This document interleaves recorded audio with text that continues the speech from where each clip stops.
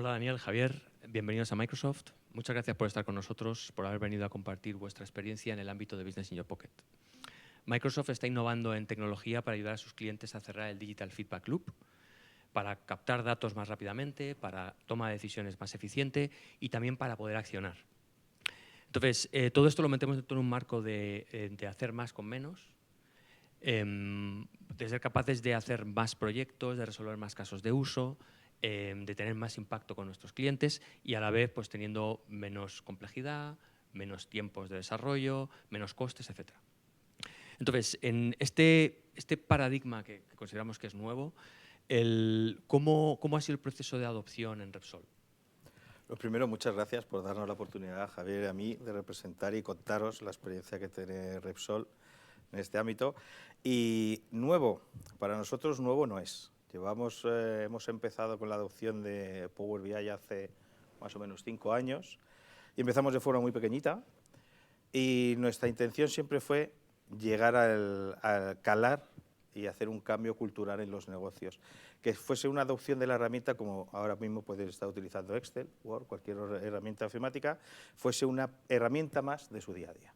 A partir de ahí lo que hicimos fue acompañar a los usuarios desde el principio. No fue os damos una herramienta nueva y la imponemos su uso, sino que arrancamos de una forma muy chiquitita. Empezamos con un corner, que llamamos el corner de Power BI, que éramos 2 personas en campus, y buscábamos casi como con un puesto, intentando convencer a la gente que pasaba por allí. Y sobre todo lo que buscábamos era contar las bondades que tenía Power BI o cómo creíamos que podíamos ayudar adoptando esa herramienta y formando a la gente. Entonces empezamos con distintas áreas formativas y a partir de ahí fuimos creciendo hasta tener una adopción que ahora mismo estamos hablando de unos 14.000 usuarios de uso de la herramienta. Sí, más o menos en ese contexto, pues hará 1 año y medio, arrancamos un proyecto que, partiendo de la base y de la experiencia que teníamos en Power BI, dábamos un paso más, ¿no? Llegábamos a el concepto de Citizen Developer, ya traspasar un poco la creación de dashboards y de utilizar el dato y aprovechar pues, la creación de aplicaciones completamente interactivas, de flujos automáticos, de automatización de tareas, ¿no? Entonces, bueno, con este, digamos, espacio que ya nos había trabajado la parte de Power BI, hemos llegado a cifras que la verdad es que no nos esperábamos cuando arrancamos la iniciativa. Ahora mismo estamos en aproximadamente 480 aplicaciones y estamos en un colectivo de más de 1000 makers, 1000 personas interactuando con la Power Platform, creando cosas maravillosas, ¿vale? Sobre todo no son números, no se resumen números. Lo que nosotros buscábamos era un cambio cultural. Antiguamente, en el mundo del reporting, en las Power Apps, que son más nuevas casi ahí, en el mundo del reporting, cuando un negocio necesitaba un informe, lo que hacía era, hablaba con IT, presupuestaban cuánto era, toma de requerimientos, se desarrollaban los informes y luego el mantenimiento que recaía en algún equipo de IT.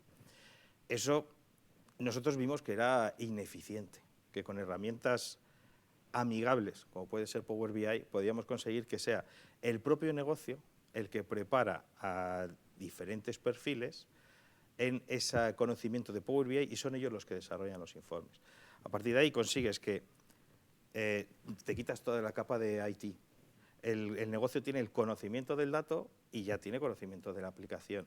Entonces nosotros ponemos un ejemplo, era antiguamente cuando el negocio quería el informe, lo que hacía era, imaginemos que es subir al Everest, eso es lo que buscan. Buscaban una agencia especializada, típico ruso millonario, ponía el dinero y cogían un helicóptero y les dejaban la planta. Se hacían la foto y se volvían. Y no quedaba conocimiento, no quedaba nada más.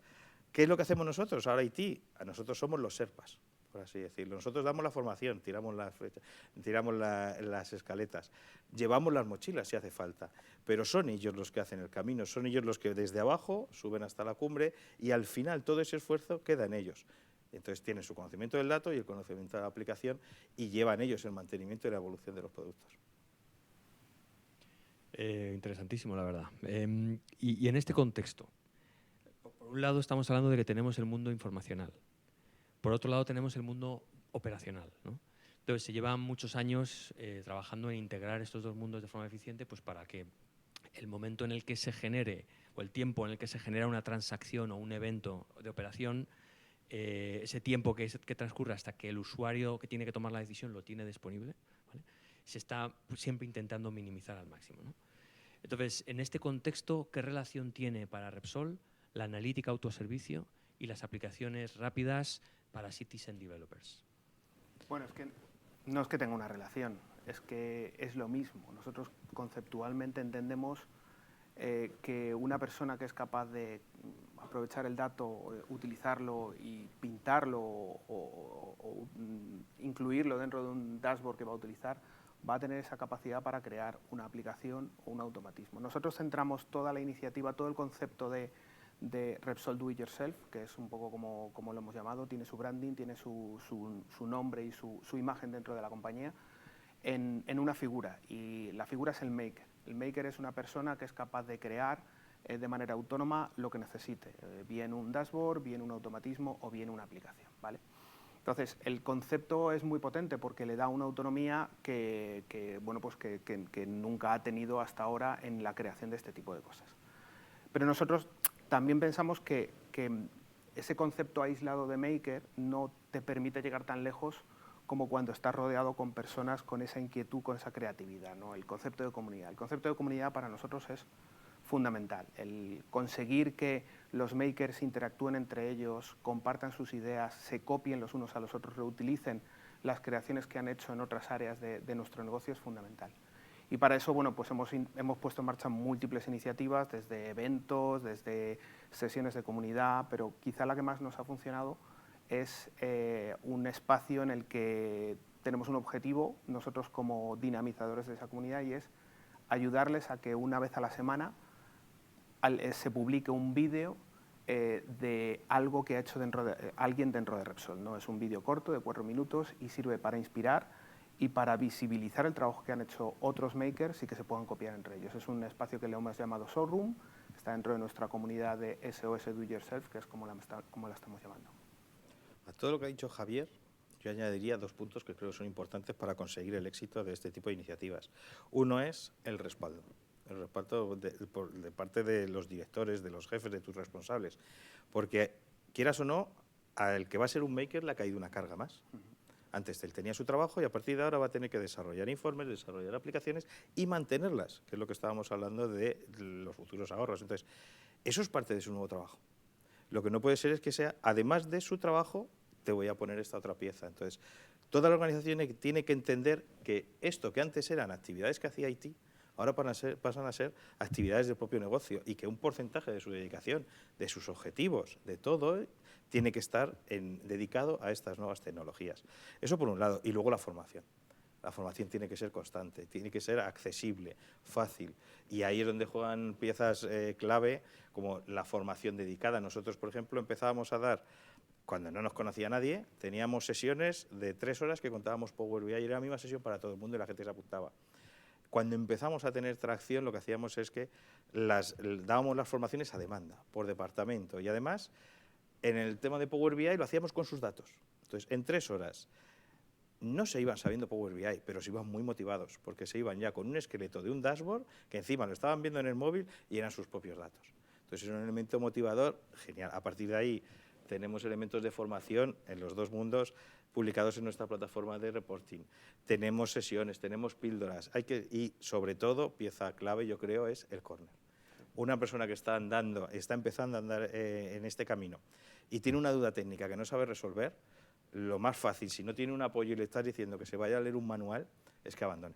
Sin embargo, si puede coger una cita con un consultor, que el objetivo del consultor no es resolver el problema, es que la persona aprenda a resolver ese problema y vaya quedando el conocimiento. Entonces, eso sí que da una tasa de abandono muy bajita, porque la gente se siente segura que paso a paso siempre tengo a alguien a quien acudir a que me ayude.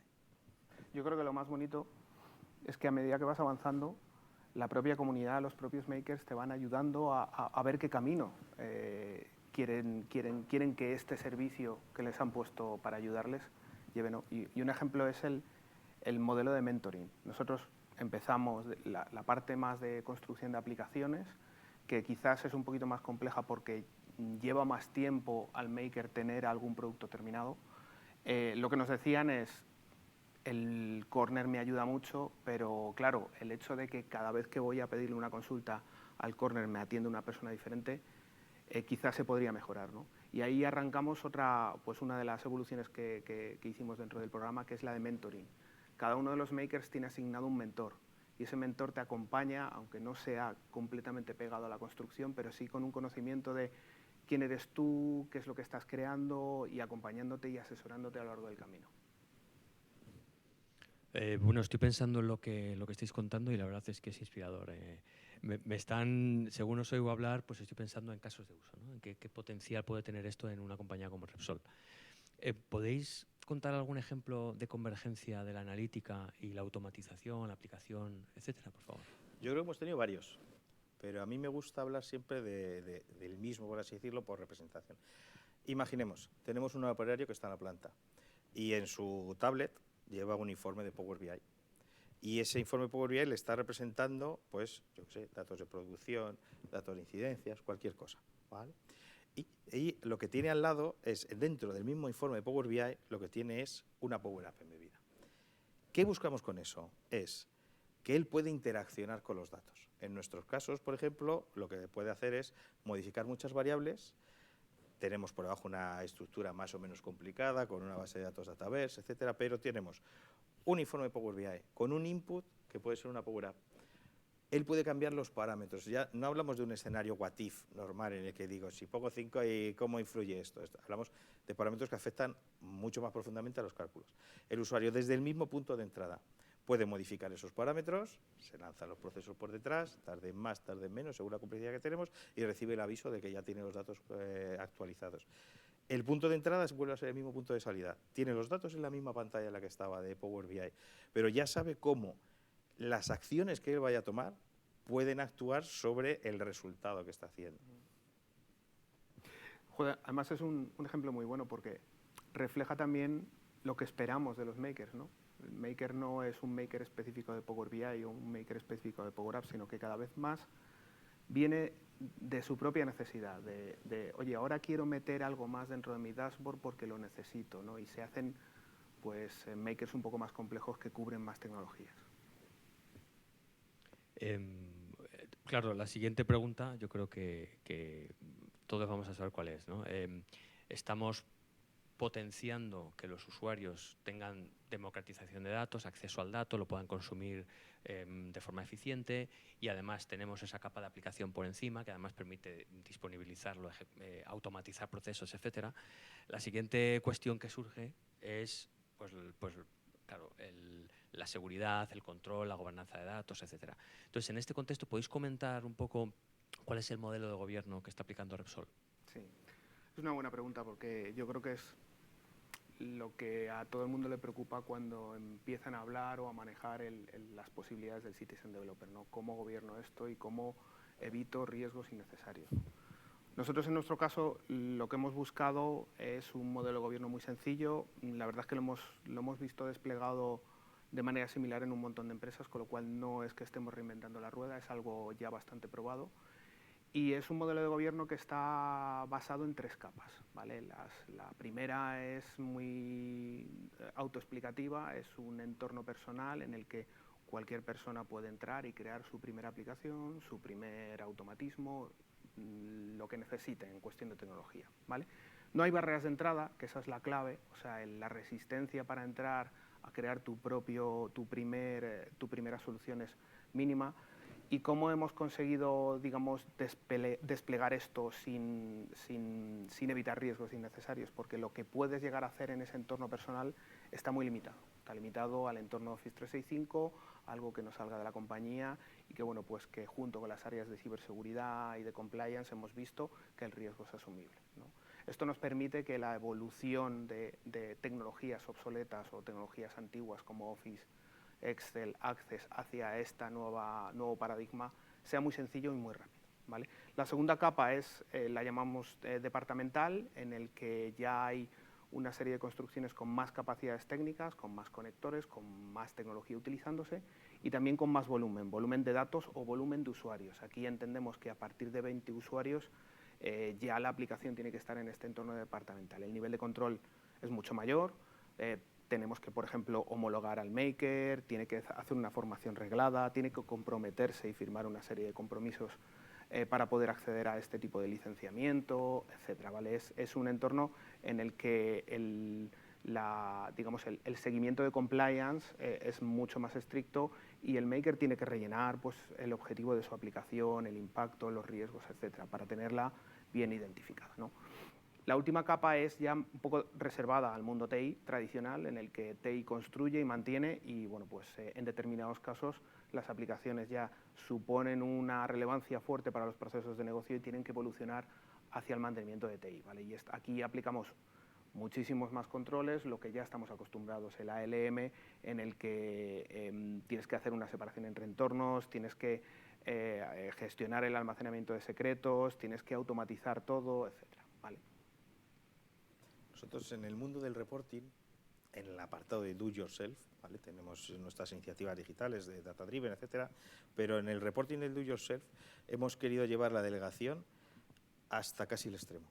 O sea, nosotros gestionamos la plataforma, les creamos las áreas de trabajo, pero les convertimos en administradores, les formamos y les contamos, parafraseando a uno de nuestros responsables, un gran poder conlleva una gran responsabilidad. El negocio es quien mejor sabe qué datos tiene, cuáles son críticos, no son críticos y con quién tiene que compartirlos. Eso no lo sabe uno de IT. Entonces, tenemos que convencerles que tiene un peso muy grande el tener siempre actualizado quién debe de acceder a sus datos y quién no. Entonces, pasa a ser responsabilidad suya. Y casi le da muchísima más flexibilidad. Van a entrar a un comité, hay un nuevo director, rápidamente le dan un acceso. Antes, con IT, podíamos tardar horas en gestionar un acceso de esos. O contrario, se va alguien del departamento, los que conocen que esa persona se va y ya no tiene que tener acceso a ellos, son ellos mismos. Si bien, si tenemos unas puertas. Por ejemplo, hemos llegado a tener desarrollos en modo do yourself, que han hecho los propios negocios, que han cogido tanto vuelo y tanta importancia que nos permite flexibilizar nuestra relación con terceros. Entonces, por ejemplo, proveedores que antes todas las mañanas se sacaba el listado de tareas que tenían que hacer, se mandaban por un correo, que no se pierda, que lo lea, etcétera, etcétera, lo hemos cambiado y ahora ya hemos dado acceso a esos terceros a nuestra plataforma. Claro, eso no podemos abrirlo directamente a los negocios. Entonces, esa es la única parte, junto con casos digitales, en la que todavía tenemos el control de acceso al dato. Hay un concepto que a mí me gusta mucho reflejar en cuestión de gobierno y seguridad. Y es que el mundo de Citizen Developer no es nuevo realmente. Ha evolucionado muchísimo, pero históricamente todos hemos visto en nuestras áreas, en nuestros departamentos, en nuestras empresas, que procesos de negocio se están soportando en Excel o en Access, ¿no? Nuestro mayor interés es que todo eso evolucione en una tecnología en la que podamos tener más control, más visibilidad. Y precisamente estos modelos de gobierno facilitan eso, ¿no? El que los propios empleados evolucionen ese Excel que está soportando algo y que realmente sí que supone un Shadow IT real, no sabemos lo que hay en las empresas, hacia una plataforma absolutamente controlada y monitorizable. Muy bien. Yo creo que la verdad es que tenéis un entorno muy bien montado, muy securizado y muy bien gobernado. Claro, la siguiente pregunta natural sería ¿qué más podéis contar del impacto, ¿no? O sea, y además estoy pensando en impacto económico, con algún número que podáis compartir, pero también impacto cultural, que ya habéis hecho alguna mención a ello. ¿Podéis comentar un poco, por favor? Sí, a ver, el programa Repsol Do It Yourself es parte del programa digital de Repsol. Y como todo proyecto o todo caso digital tiene unas obligaciones de medición, ¿no? Todo proyecto mide el impacto, mide los ahorros y mide incluso el impacto cultural, ¿no? Entonces, en nuestro caso, pues teníamos el mismo reto, no es un reto fácil de abordar, la verdad es que es algo bastante complejo. Y bueno, pues como lo enfocamos fue, montamos un grupo de trabajo con distintas áreas, ¿vale? Arquitectura, nosotros, y utilizando herramientas que algunos proveedores nos facilitaba, como por ejemplo la calculadora de impactos que ofrece Forrester, pues hicimos una reflexión de cuánto tiempo podíamos ahorrar de media por Power Automate, por aplicación sencilla, por aplicación compleja o por automatizaciones complejas, ¿no? Esto nos daba pues, un cálculo medio que, metido dentro de un dashboard de Power BI, visibilizábamos a los negocios no solo el dinero que se estaban gastando en la iniciativa de Power BI, de Power Automate o de Power Apps, sino los impactos que se estaba provocando. Para que tengas un poco de referencia, no eran cifras muy elevadas. Por ejemplo, un Power Automate estábamos estimando un ahorro de 12 horas al año aproximadamente, que no llegan a ser 500 euros. Y bueno, pues esto lo que nos daba es un objetivo pues muy ambicioso de llegar en volumen a aproximadamente 5,5 millones de ahorros al año, ¿vale? Que es un poco donde estamos ahora mismo y bueno, estamos llegando, con lo cual el crecimiento era adecuado. En la parte de Power BI a mí me resulta más difícil dar datos económicos, porque es fácil, cuando haces una iniciativa digital, es fácil que en el business case sepas cuál es el impacto que quieres hacer. Pero en el do yourself, en el que le estás dando totalmente libertad al uso de la aplicación a todos los negocios, es muy difícil ir preguntando caso a caso de qué os ha supuesto a vosotros económicamente el ahorro. Pero yo creo que se ve fácil con un ejemplo. Imaginemos la forma de trabajar antigua que teníamos hasta ahora es, tú te preparabas los datos para una presentación, te encerrabas en una sala de reuniones con tu responsable, empezabas a ver datos y de repente en un gráfico de dispersión aparecía un punto alejado. Y decía el director, ¿y eso a qué se debe? ¿Qué situación hemos tenido? Y o te sabías perfectamente todos los puntos o no podías darle respuesta inmediata a esa duda del director. Conclusión, terminamos la reunión, todo el mundo va a repasar qué es lo que ha pasado y cuando tenemos la solución, porque hemos analizado los datos, buscamos otra vez hueco en la agenda del director, que a lo mejor no tenemos hasta dentro de 2 semanas, para contárselo y a partir de ahí comenzar a tomar decisiones. Que pueden ser decisiones que afecten al día a día y que pueden tener un impacto en el negocio desde el minuto cero. ¿Qué os sucede ahora en nuestras reuniones? Procuramos que esas se basen en datos vivos, en un informe de Power BI. Y si se empiezan a hacer consultas, tú haciendo drill down, navegaciones, etcétera, etcétera, puedes llegar a que en ese mismo momento puedes tomar una decisión basada en unos datos que son correctos y que te ayuden a entender qué es lo que había pasado en ese momento y toman la decisión desde el primer minuto. Entonces, ¿qué impacto tiene eso? Económico no podemos decirlo, pero sí que obviamente para el día a día de nuestros negocios es muy impacto. Y luego queda el impacto cultural. Ese conocimiento queda dentro de los negocios. Ya no requieren de IT para evolucionar sus productos y sus reportes, ya son de forma independiente. Ahí tienes otra parte también económica. Entonces son los 2 puntos. Y bueno, última pregunta, quizá ya más orientada al mundo analítico, ¿no? Si pudiéramos preguntaros qué puede aportar Microsoft a Repsol en el ámbito de la analítica, autoservicio, en los próximos meses, años, ¿qué nos diríais? A ver, nosotros estamos trabajando en ese paradigma del datamess y del autoservicio, pero llamémosle, no es el autoservicio de que yo sé crear un uniforme, sino de acceso a datos, de generar datos. Entonces, en el roadmap de Microsoft para los próximos meses sí que creemos que hay varias herramientas que nos pueden cuadrar muy bien para ayudar a formar esos equipos mixtos de gente con más perfiles IT, con gente que tiene mucho conocimiento del negocio, pero que son herramientas que, según vamos viendo, no van a hacer falta ni siquiera la edición de código. O sea, directamente con un drag and drop vas a poder generar toda la parte de ETL y luego terminar levantando bases de datos que pueden permitir luego el autoconsumo controlado, con control de roles de acceso al dato, etcétera, etcétera. Muy bien, oye, ha sido un auténtico placer. Muchísimas gracias por haber compartido estas experiencias con nosotros. A vosotros. La verdad es que son inspiracionales. Quiero decir que os merecéis una enhorabuena por el éxito. Gracias. Al final creo que Repsol está marcando tendencia en innovación y bueno, yo creo que es de recibo comentarlo y compartirlo también con el resto de clientes y de partners. Así que una vez más, muchas gracias por haber venido A vosotros. Gracias. y adiós.